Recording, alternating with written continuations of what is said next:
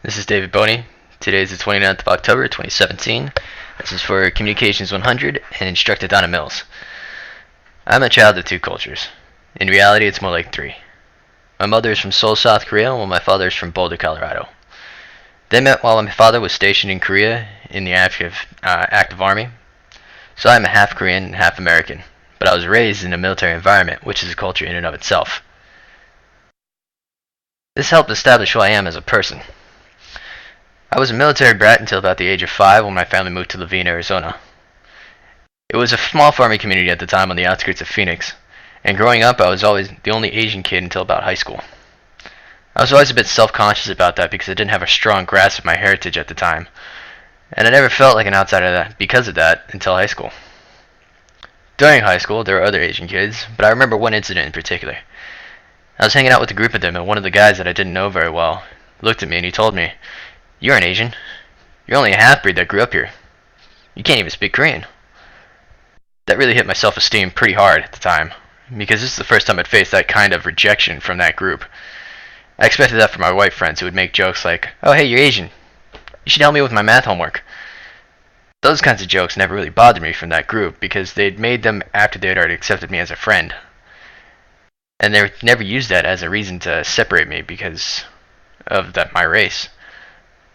Those same friends are still with me today, and I continue to hang out with them on a weekly basis.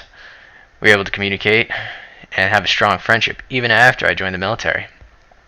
When I joined the military, my self-concept was of a quiet, nerdy guy, but I wanted that to change. So I joined in the most unnerdy and unquiet aspect I could. I joined as an infantryman. This changed my self-concept with every event that I thought I never would do.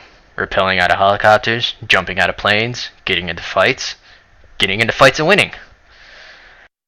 I visualized someone that could do these things, and I went out and I did them. So by the time I finally came home after 5 years, people had a hard time reconciling the quiet kid and the person that I became as I grew older. This has changed my approach with people and the conversations that I have with them. I used to only listen and would mumble out a conversation if I needed to, but now I am more direct. I speak my mind with honesty, and I have no trouble speaking with groups of people. I am able to speak candidly and honestly with my superiors at work, which helps me to be recognized and to earn their trust.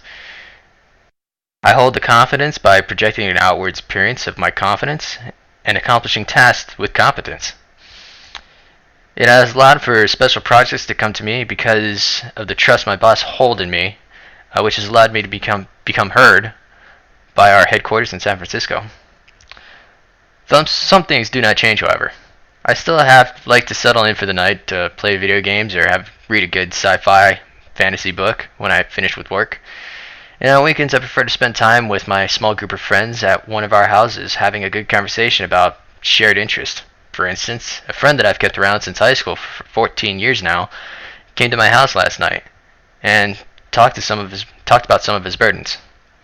So we did that for a couple of hours, him sharing his burdens and me offering words of guidance to help him move towards a resolution. After his mood improved, we talked about video games and liquid-cooled servers. It was a quiet evening to decompress and share our conversations, both meaningful and trivial.